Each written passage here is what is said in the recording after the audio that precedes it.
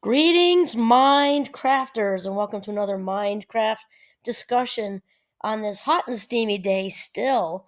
It's gorgeous, though. I love northern Vermont. This is weird, though. We don't usually have this kind of weather up here. Might get a day or two of it, but it's not typical. Anyway, my name is Kimberly Quinn, and I am super stoked to have this conversation with you. It's kind of sort of continuation of the last episode, and I also want to.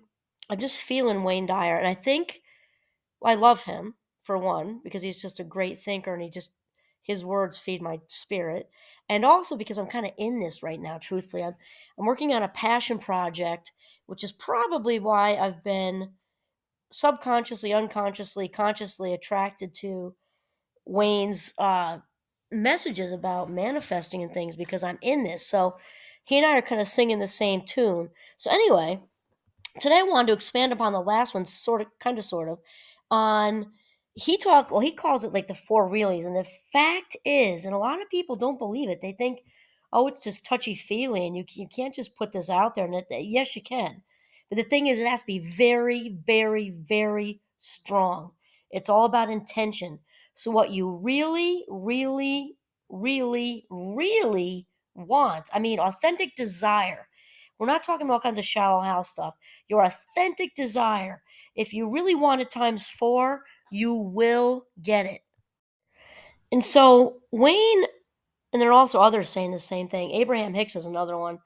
I often listen to her on the way into Champlain. Well, I often listen to a lot of them on the way into Champlain, but um, Aaron Doughty talks a little bit about this too. But Abraham Hicks definitely talks about the saying tapped in, tuned on. I forget how she says that. Tuned in, tapped in, turned on. There we go. Tuned in, tapped in, turned on. So the number one stage, Wayne breaks this into four stages, and they're very, very, very, very similar to Abraham Hicks. And I was listening to Wayne a few days ago, not about today's thing as much. Well, maybe it was. And they were friends. They know each other, which isn't a huge surprise. But anyway, so the very first stage is you kind of gotta have the idea, right? The desire, and really, it's not like we just go kind of searching for it and pick it off a tree like an apple.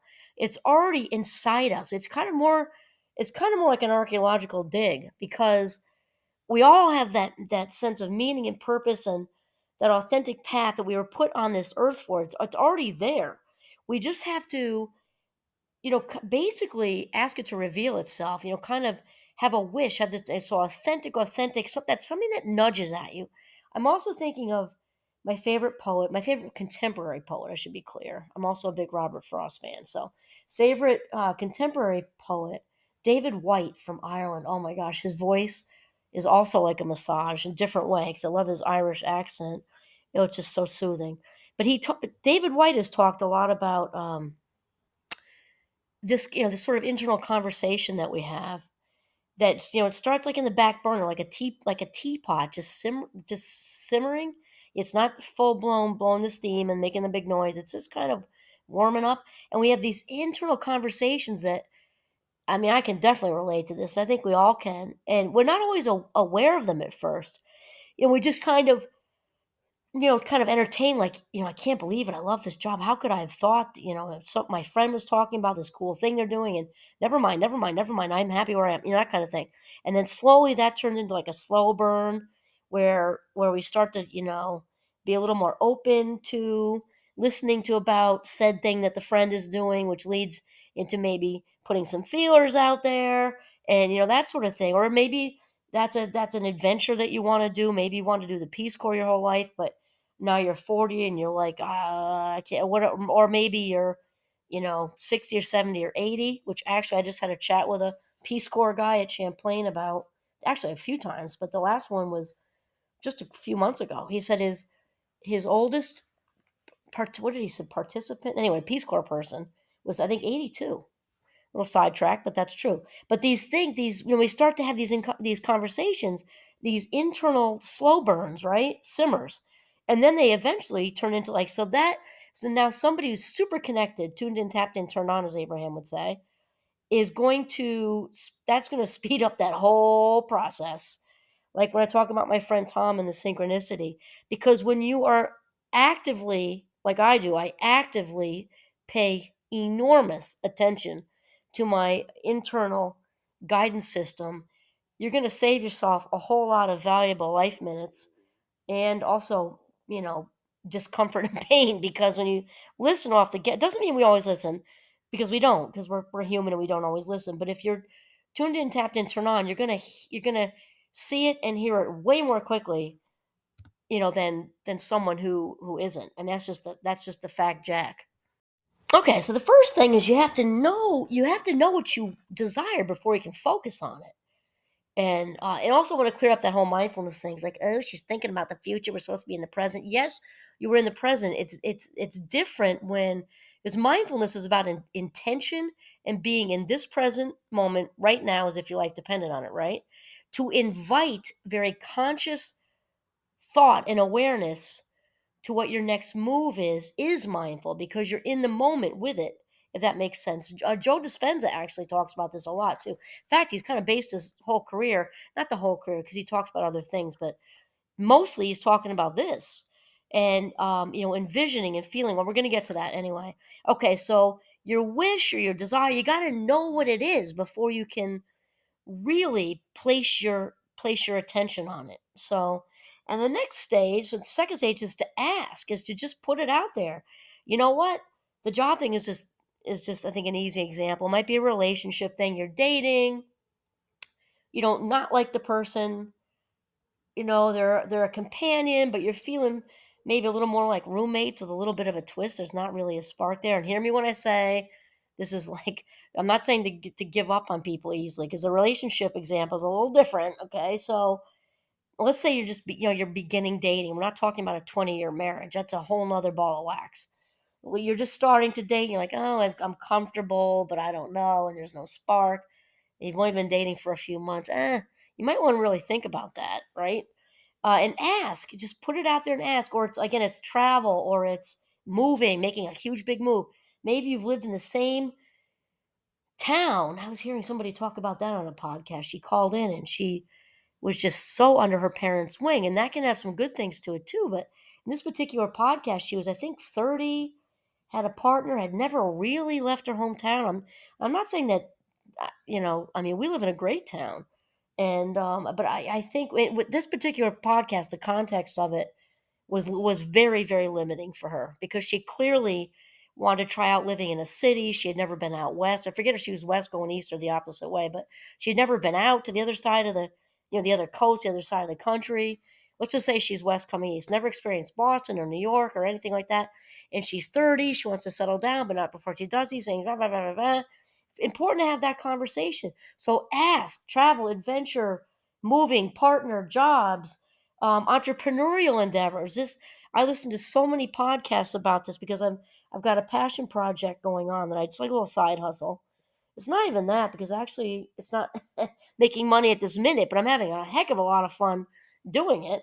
And so this is all like really relatable for me. So, okay, so wish desire, or wish slash desire, sort of same thing. Next is ask, put it out there. So you can actually ask if you're a person who likes to pray, do that. But we're not talking about that. If you're not that person, like that's not the point.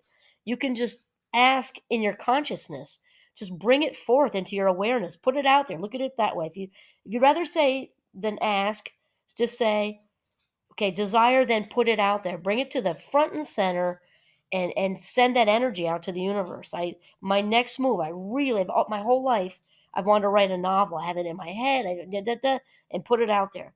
Um, and then the third one is intention, which is so huge.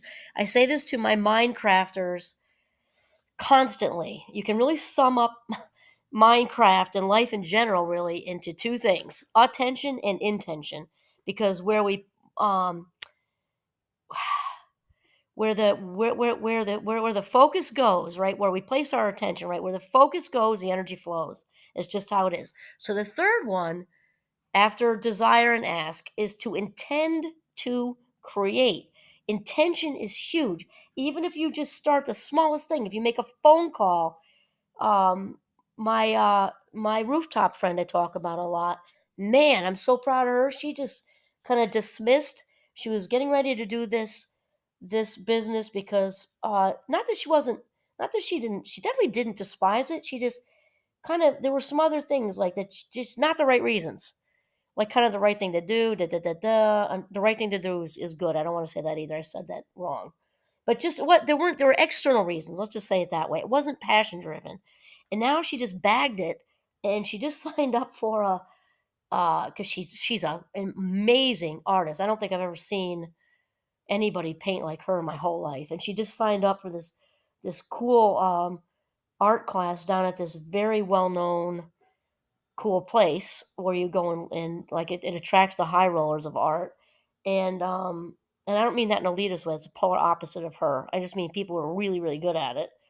And she's gonna like paint all summer. It's all she wants to do. Good for her. And so intend to create, and intend to what, or if that's the business you always wanted to start, the nonprofit you wanted to start, the whatever, you've got to have this intention. Again, the travel, the adventure, the house, you want to build your dream house, the house you're in. You've never really liked how it looks. You want to do over the entire interior decorating. Okay, good. And then, oh, I know where I was going with that. I was going with more examples. Okay, so intend to create, and I kind of rattled off all these ones you could picture, but you might want to intend to create prosperity. We've talked a lot about detaching from outcomes and not having the specifics. So you really want to hone in on the general gist, not, a partner, blue eyes, dark hair, or dark eyes, dark hair, or what, whatever, this tall, that athletic, that, that.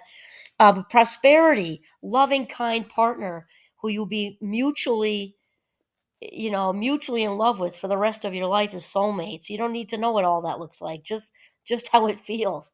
Just that you're on a cloud, most of the day, most days, and happy and joyful, sharing all the wonderful things about life with somebody else. That's all you really need to know. You also might want to create a healthier body.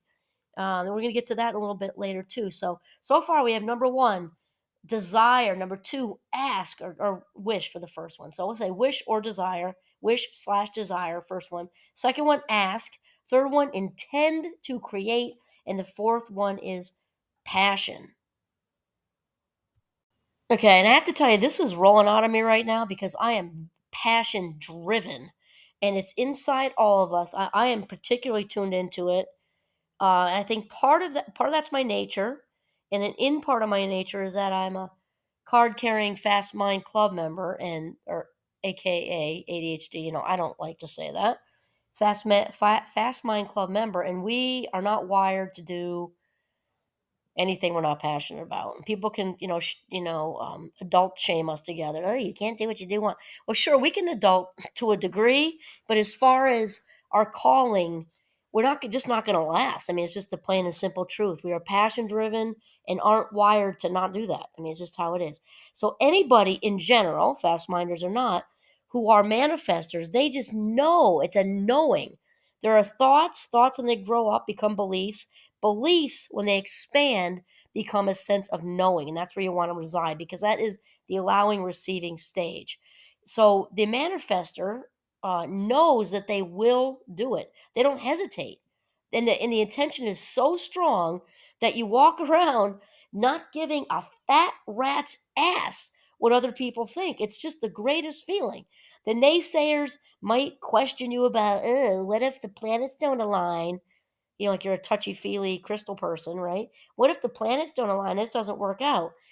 And you might want to say, shut the F up, but you don't do that because that isn't nice. And you just keep, you just keep walking proudly, shoulders back, focused on that desire and how it feels. And that's it. So rather saying, shut the, what up, the manifester, the passion driven little powerhouse, right, is going to instead shift into and maintain a positive mindset and respond with, maybe in their own head. You don't need to explain anything to anybody. But if you, let's just say you did, let's just say you did respond to them. I'll grow in some way. I'll become stronger and more enlightened about my next move, my next big move. So Wayne Dyer, sadly he passed because I think he left us way too soon. But I still very much love this guy. I feel like we have a spiritual connection. Anyway, Wayne Dyer says, it's actually better to keep this all to yourself. I'm not saying maybe share with the safest person in your life, a partner, a best friend, but he says don't share it with, just keep it to yourself because we don't want to invite people's freaking egos. They get into, we don't want to invite these egos into the mix where they're questioning and then we get all tangled up in all their limiting beliefs that then we, especially if they are in the family or they mean something to us, then we get all tangled up in their ego and their limited beliefs. And we just don't want to get wrapped up in having to explain anything to anybody or defend or defend what we're trying to do either because we don't owe any explanations to anybody. And we don't need to defend it. Why? Because it's our life, not theirs. Okay. And that's how it is. So it's just kind of easier. I think it's just logical. If they don't know, they can't give us their unwanted opinions. Right. So it's about your heart's desire. And, and that you just don't need to listen to anybody else. It's yours. Your desire belongs to you. So keep it close to the vest, as they say. And then the last one, I talked about passion. So passion's the last one. I just got to recap. Okay, number 1, desire. 2, ask. 3, intend to create. 4 is passion. And like I mentioned, I am absolutely, positively passionate about pursuing, allowing, knowing, and receiving my desires. It works. Once, plus I hang out with Dr. Tom Myers, who's Mr. Synchronicity. So it's easy. And also my bestie, my rooftop friend is she resides in a place of allowing and knowing. She's probably one of the most self-aware people I know on this whole earth. And that's a big statement because I know a lot of good people. She is so tapped in, tuned in, turned on. It's incredible. So I love how Wayne Dyer puts this. He says, this is funny. Pursuing a desire without passion is basically the equivalent, or trying to dress up a corpse. And this made me laugh just because I'm getting the pic. Not that it's funny to think of a dead person. I don't mean that. I'm actually more thinking of like in Hocus Pocus with the zombie. I forget his name right now. But anyway, a zombie. So it has me more chuckling, picturing like a zombie looking corpse. And then just visualizing this is hysterical because it's so nonsensical. Okay, so picture the zombie corpse and picture it dressed up like in a formal evening gown or a tuxedo, or in a professional power suit, like getting ready to head out into the world. And then you say, okay, go do it.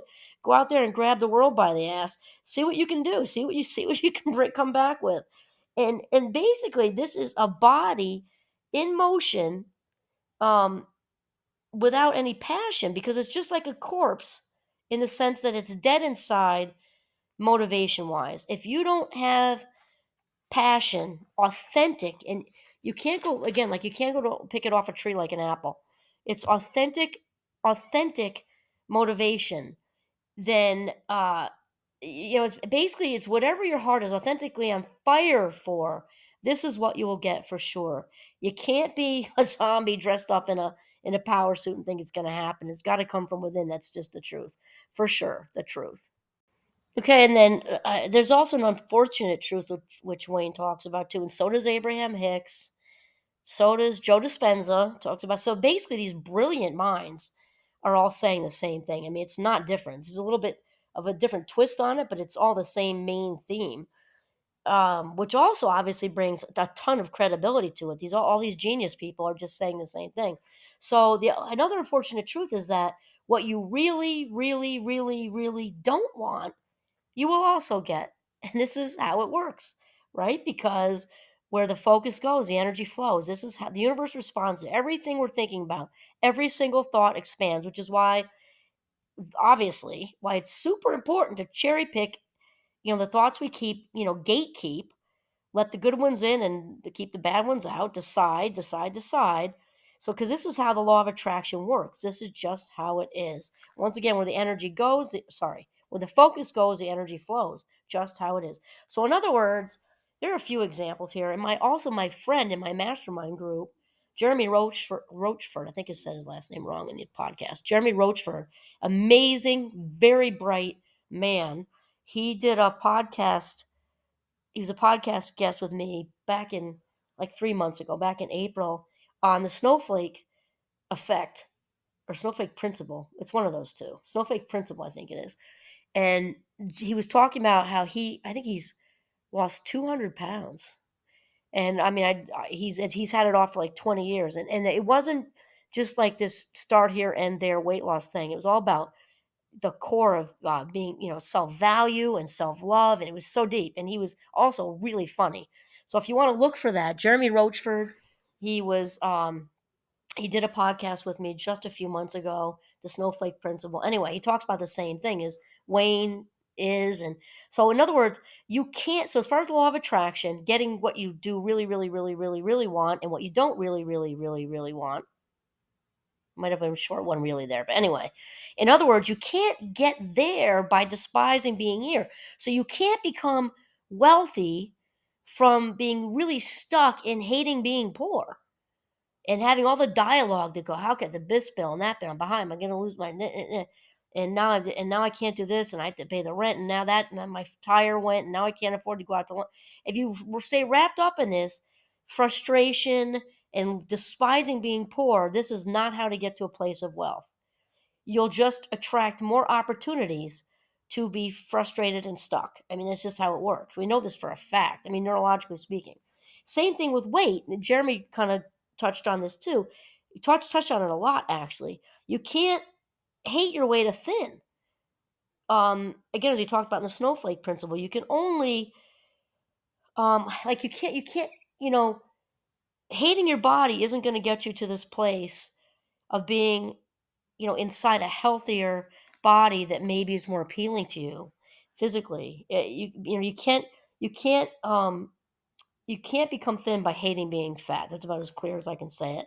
You can only love your way to thin by loving, showing loving, kindness and patience and gratitude for your body and that it's gotten you this far and all that good stuff.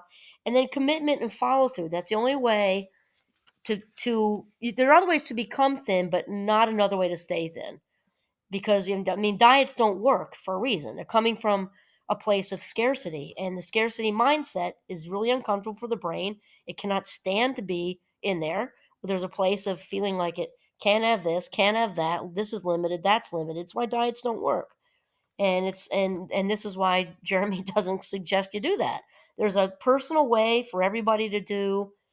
There's a personal path for everyone that's unique, and I'll just let you listen to him if you want to know that. But the whole point is you can only love yourself. You can only love yourself to thin, and that's how it works. And to do so, we also have to realize that our subconscious drives the bus. That is also a fact. Joe Dispenza talks a lot about this too. We have to change our programming and our hard drive. I mean, that's just it. We can't manifest our next move, our new and improved body, or our growing income and expanding savings account if we focus on what is currently the negative state of things that we do not like. It's just a fact, Jack. Okay. If you reside in this place of discomfort and lack, you will continue to invite more of exactly what makes you miserable. You must make a conscious shift out of this place into what you desire, your next move. And here's the other thing. This is like the sauce on the Sunday. Bear with me. You've also got to visualize if you can find a quiet spot, someplace, even you can duck into a bathroom when, if you can't find any other place to be, and visualize and feel what it's like when this actually happens. You don't want it to feel like it's a shock, like you hit the lottery. You want it to just be I heard one entrepreneur say this once. It was about a large amount of money, but the point of her talk wasn't the money. Kind of like with Jeremy with the weight loss, it wasn't about that at all. She reached her goal, which was insane, 6 figures, but that wasn't her talk. She was anything but shallow. She was super deep about the self value, same like Jeremy. And she said, then somebody asked her, what did it feel like when you reached your goal? And she kind of looked around to the right and left, and then she said, it just felt like Tuesday because she had already done it in a sense as far as the feeling goes. And the brain does not know the difference whether you really have, let's just call it $1 million. I don't even remember whether you really have $1 million or your brain thinks you have $1 million. It's all the same to your conscious awareness. And so this will bring it about if you reside in that place and this feeling of success. So you cannot manifest what you want if your focus is always on what has been. As you think, so shall you be. We know this. We become what we think about all day long. It's just a fact. Again, all those people I mentioned all say it. And um and then also he said, keep your thoughts on what you want and not what other people want for you. For some of my younger listeners, and not that we can't get wrapped up in that as seasoned grown-ups, of course we can. I think it's though more the young adults who get still wrapped up in what their, parents think or what other people think, and their, whoever. You really got to keep that stuff. I mean, if you need to bounce it off a safe person for clarity, but I would limit that to one. And again, if you can keep it to yourself, good. And just remember that these people giving all kinds of opinions about their own limited beliefs coming out of their fear. Just remember it's not their life, it's yours. Think it, believe it, know it, feel it.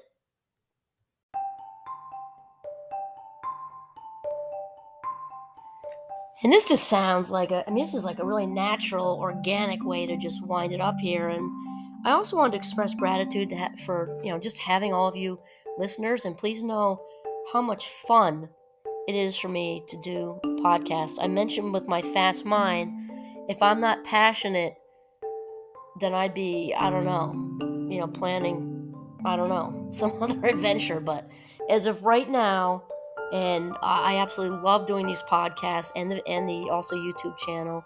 And I think what's also kept me in it for a long time is that it's constantly different. It's constantly different, so that keeps me. If it was same all day, I would have been over. It would have been over a long time ago for me. But interesting people and my interesting listeners and interesting comments, and it's different, and it's so exciting for me. And so I just like to send a big gratitude out there for each and every one of you. And that's it. So, all right, this is Kimberly Quinn signing off from the beautiful yet super steamy Northern Vermont. Have a mindful day.